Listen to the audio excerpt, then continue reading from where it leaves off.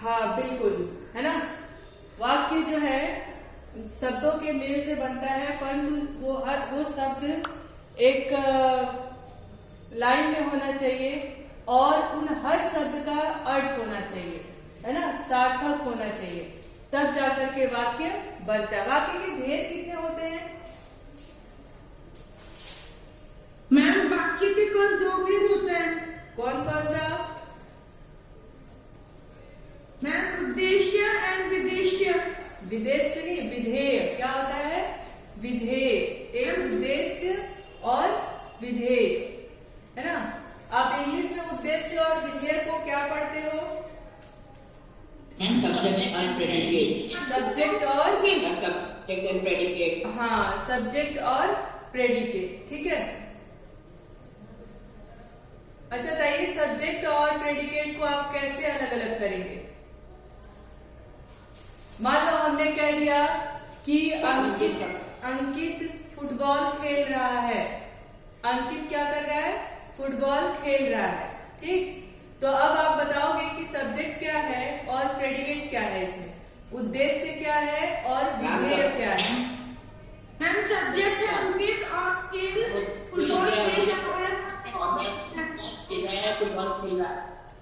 Ma'am इसका उद्देश्य हम जाने कि हम किसके बारे में बात कर रहे हैं। मैम हम अंकित के बारे में बात कर रहे हैं, तो मैम उद्देश्य हो गया। हाँ। मैम विधेय, मैम जो बाकी बचा है वो विधेय हो गया।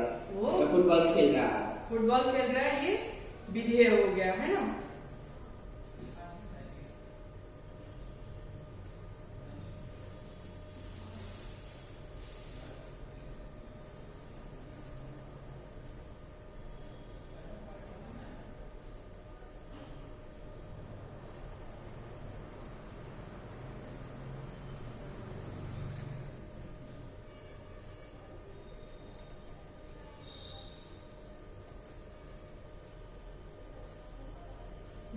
आप लोग 1 मिनट वेट करो।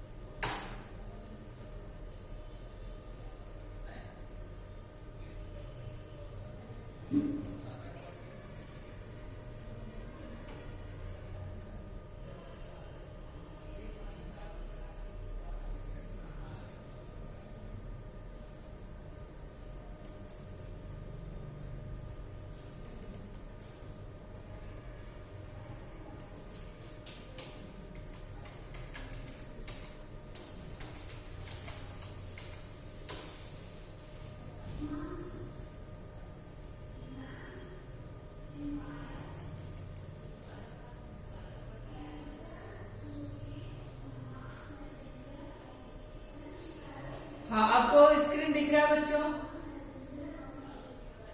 हाँ, देखिए यहाँ पर दिया है कि वाक्य की परिभाषा, है ना, 2 या 2 से अधिक पदों के सार्थक समूह को जिसका पूरा अर्थ निकलता हो वाक्य कहते हैं, है ना। अब जैसे मैं कहूं कि राम घर जाता है, ठीक है, तो इसका मतलब है कि नहीं, मीनिंगफुल है या नहीं है?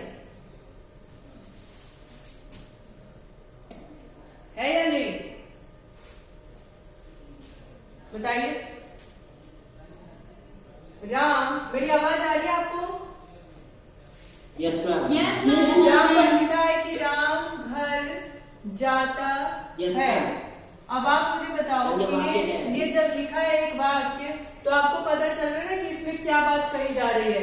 राम के लिए कहा जाता है कि वो घर जाता है ना। अगर मैं लिख दूं कि घर है जाता राम, अब बताओ यहाँ पर अगर हम लिखते हैं राम है जाता, चाहे घर है जाता राम, हमने शब्द तो यही लिखा, लेकिन उसका व्यवस्थित समूह नहीं बनाया। नहीं बनाया? यस तो इसमें क्या सही है, ये वाला वाक्य सही है या ये वाला वाक्य सही है? मैम लास्ट वाला वाक्य सही है। तो इसी को कहते हैं, हाँ इसी को नहीं बेटा, अर्थ तो बन सकता है पर उन शब्दों का व्यवस्थित समूह नहीं है।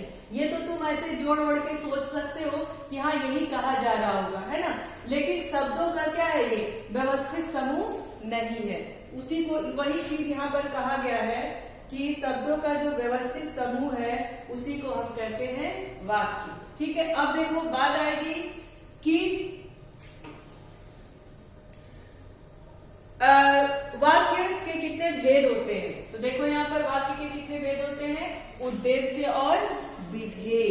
अच्छा, उद्देश्य किसे कहा जाता है? उद्देश्य का क्या मतलब है यहाँ पर?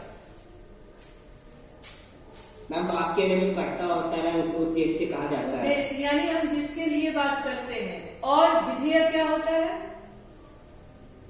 मैम वाक्य में जिस कर्ता के विषय में, जिस विषय में बात हुई है उसे कहा जाता है मैम विधेय। एग्जैक्टली, है ना। तो मान लो अगर हम बात कर रहे हैं कि श्याम सुंदर लिखता है, तो श्याम क्या है? उद्देश्य। श्याम क्या है? उद्देश्य। और उसके बारे में हम कौन सी बात कर रहे हैं? राम के बारे में हम क्या बात कर रहे हैं?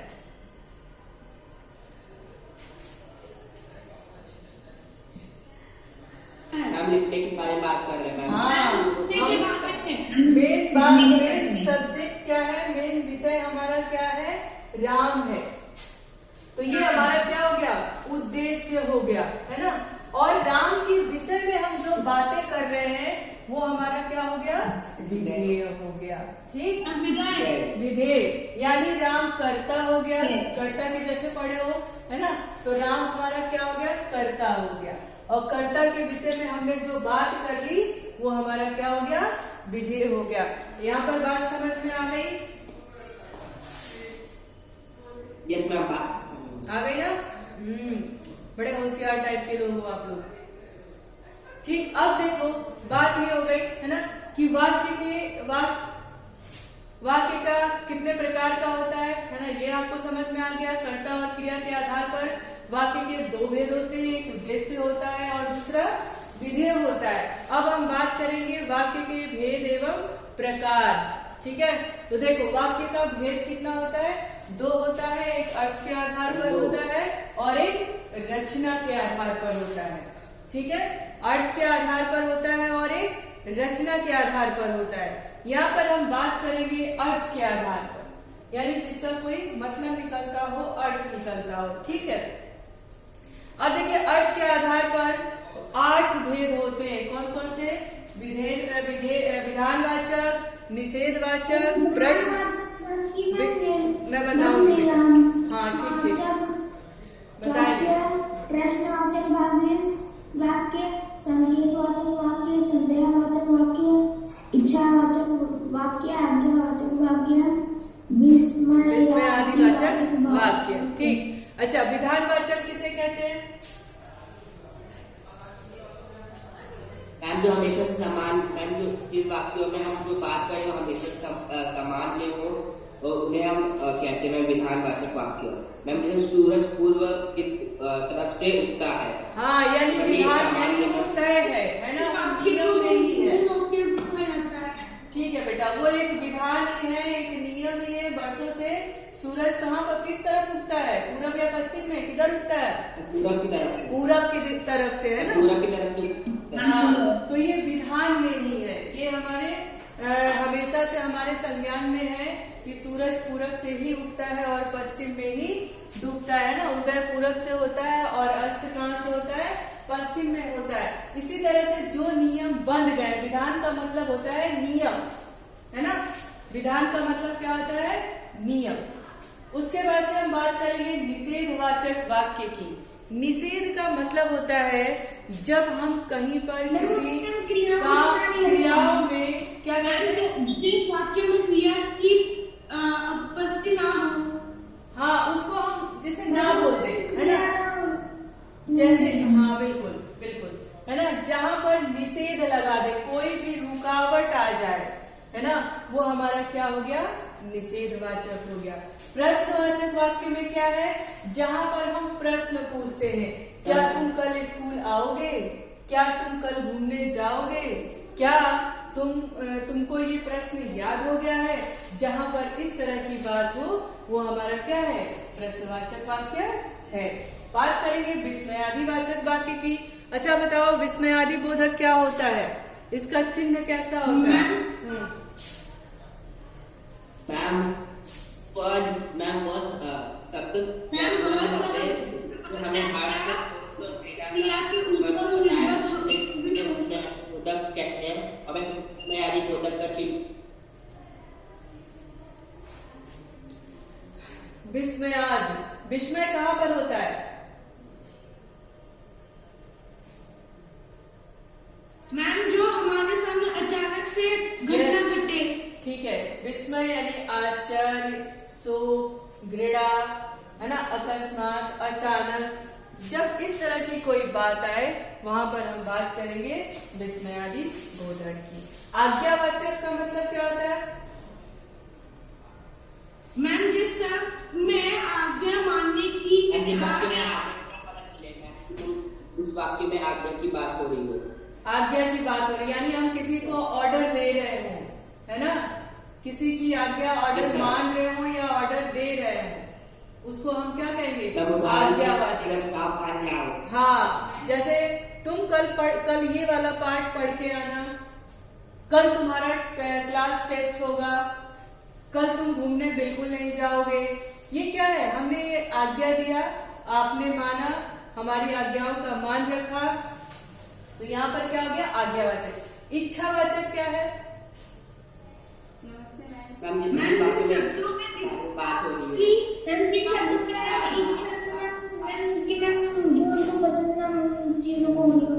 बताइए।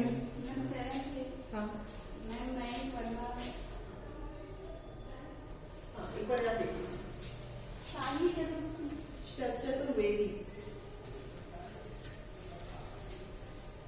इच्छावाचक है ना, जैसे मैं कहूं कि मेरी इच्छा है कि तुम अपने क्लास में प्रथम आओ, ये क्या है, मैंने आपको इच्छा दे दी, है ना, अपनी इच्छा बता दी, बात यही नहीं है। अब जैसे मैं कहूं कि तुम सदा खुश रहो, ये क्या है, ये इच्छावाचक है।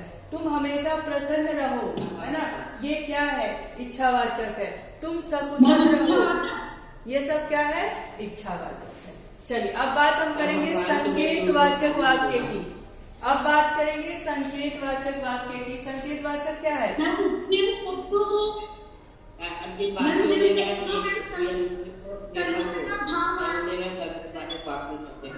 हाँ, अब जैसे नहीं, वो तो संकेत की बात है कि संकेत में यानी इशारों बात करते हैं, वो दूसरी बात है।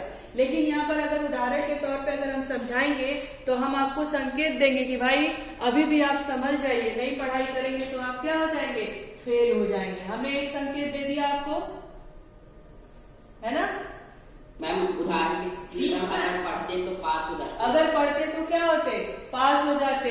जैसे मान लो कि आपका पेपर होने वाला है और हम लोग क्या कर रहे हैं, रिवीजन करा रहे हैं ना, हर सब्जेक्ट में रिवीजन हो रहा है कि नहीं हो रहा है। और रिवीजन कराते कराते हम क्या करते हैं, रिवीजन कराते कराते हम क्या करते हैं, कहीं न कहीं संकेत देते हैं आपको कि आप इस प्रश्न को, इस पाठ को अच्छे से पढ़ लीजिए, आपके परीक्षा में यहीं से प्रश्न पूछा जाएगा। ये आपको क्या है, हमारी तरफ से आपके लिए संकेत है।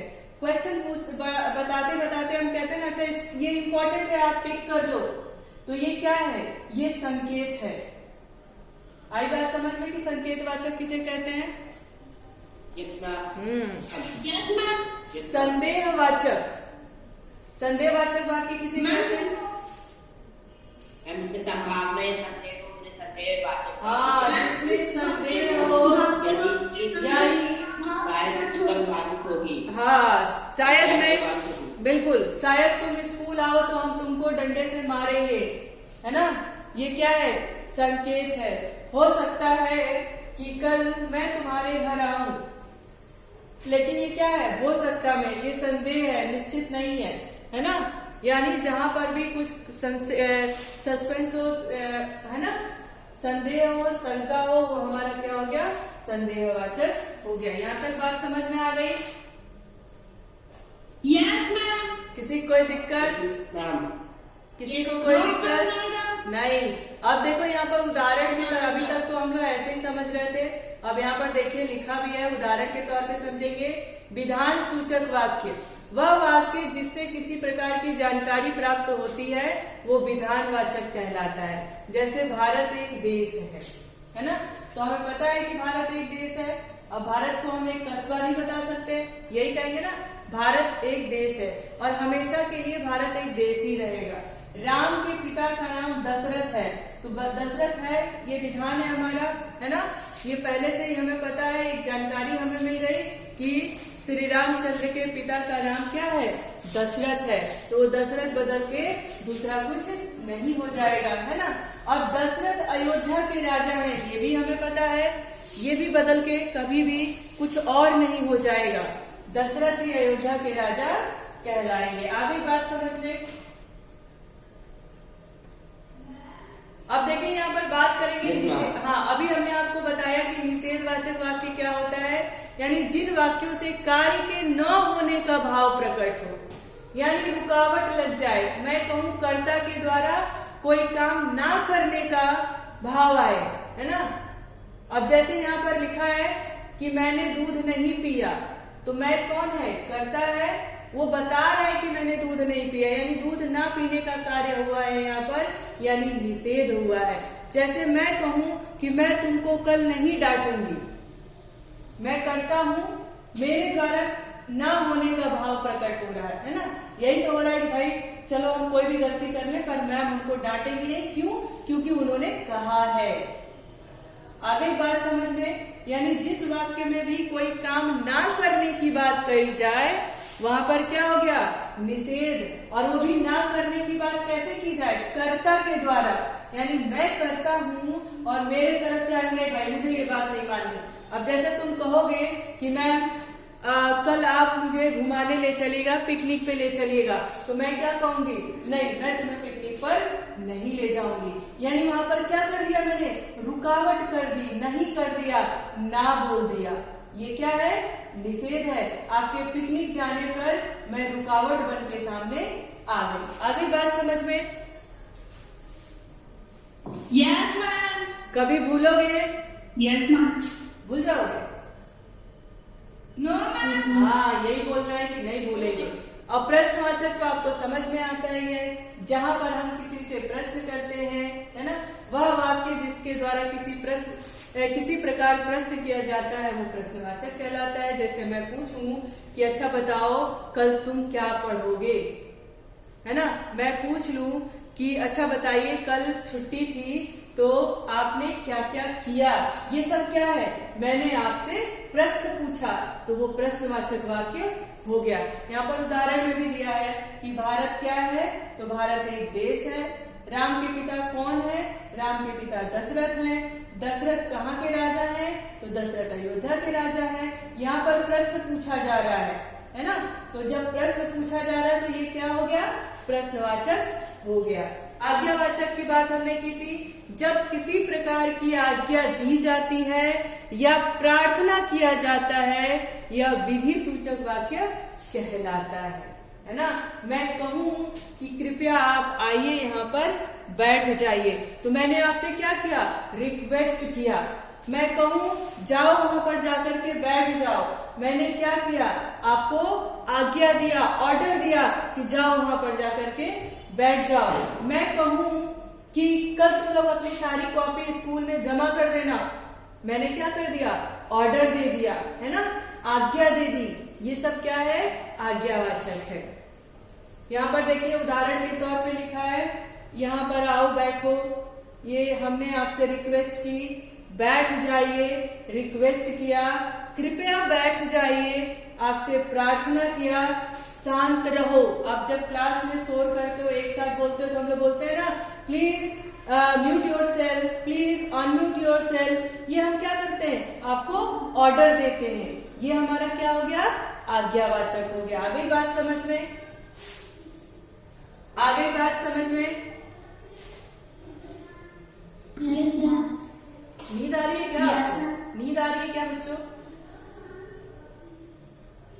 Yes ma'am. नींद आ रही है? चलिए आप बताइए। तो आप तो कह रहे हो यस मैम नींद आ रही है। अच्छा चलिए बताइए विस्मयादिवाचक वाक्य। वह अभी हमने कहा ना कि जहां पर भी आश्चर्य हो, है ना, जहां पर भी हमें लगे कि कोई खुशी की बात हो रही है, कोई घृणा की बात हो रही है, उन सब जगहों पे क्या आएगा? विस्मयादिबोधक आएगा, है ना। अब देखो यहाँ पे कह रहा है आह कितना सुंदर उपवन है। आह यानी उसको क्या हुआ? आश्चर्य हुआ, है ना। हम जब किसी को संबोधित करते हैं, हे भगवान, हाय राम, है ना, छी, ये सब क्या है? विस्मयादिबोधक है ना। ओह कितनी ठंडी रात है, ओह कितना शैतान बच्चा है, बल्ले हम तो जीत गए। जब इंडिया और पाकिस्तान का या फिर इंडिया के अपोजिट टीम से जब क्रिकेट मैच होता है, आप देखते हो और जब चौके छक्के लगते तो आप कितना खुश हो जाते हो। वो सब क्या है? विस्मयादिबोधक है। आप कहते हो अरे वाह ये तो चौका मार दिया, छक्का मार दिया, ये सब क्या है? कितना अच्छा दौड़ रहा है ना, कितनी अच्छी पेंटिंग बना ली, ये सब क्या है? विस्मयादिबोधक है ना। अब यहाँ पर देखो हमने बात की इच्छावाचक। अभी हमने कहा था ना कि अगर मैं कोई आशीर्वाद दूं आपको, मैं कोई इच्छा जताऊं कि आप परीक्षा में अच्छे अंकों से पास हो जाइए, आपकी तबीयत सही रहे, आप कोरोना काल में अपने आप को सेफ रखिए, बचा के रखिए, है ना, आप सदा खुश रहिए, प्रसन्न रहिए, ये सब क्या है? ये इच्छा है। मेरी इच्छा है कि आपके साथ ये सारी चीजें हो, इसको हम कहते हैं इच्छावाचक। जैसे देखो यहाँ पे लिखा है उदाहरण में कि भगवान तुम्हें दीर्घायु करे, यानी तुम्हारी लंबी आयु हो, ये क्या है? ये इच्छा है हमारी। नव वर्ष मंगलमय हो, यानी जो न्यू ईयर आया है, नया साल आया है आपके लिए, वो आपके लिए अच्छा बीते, है ना। ये सब क्या है? इच्छा है। ये सामने वाले की इच्छा है आपके लिए, आपकी भी इच्छा हमारे लिए कुछ न कुछ हो सकती है, उसको हम क्या कहते हैं? इच्छावाचक। आई बात समझ में? आई बात समझ में? Yes ma'am. हाँ। अब आगे देखिए संकेतवाचक, यानी हमने कोई संकेत, आपको कोई क्लू दे दिया। क्लू समझते हो ना? कोई गेम खेलते हो तो आपने क्लू दे दिया, आप उस एरिया में देखना, उस एरिया में देखना, उस एरिया में मत देखना, है ना। वहीं पे आपको चीजें मिल जाएंगी। आपके घर में अगर कोई सामान खो गया है तो आप क्या कहते हो? आप उस कबर्ड में देख लो, शायद मिल जाए। आपने एक हिंट दे दिया, एक क्लू दे दिया, है ना, उसी को कहते हैं संकेत। ठीक। अब देखो यहाँ पर क्या लिखा है? क्या वह यहाँ आएगा? नहीं, संकेतवाचक, सॉरी। राम का मकान उधर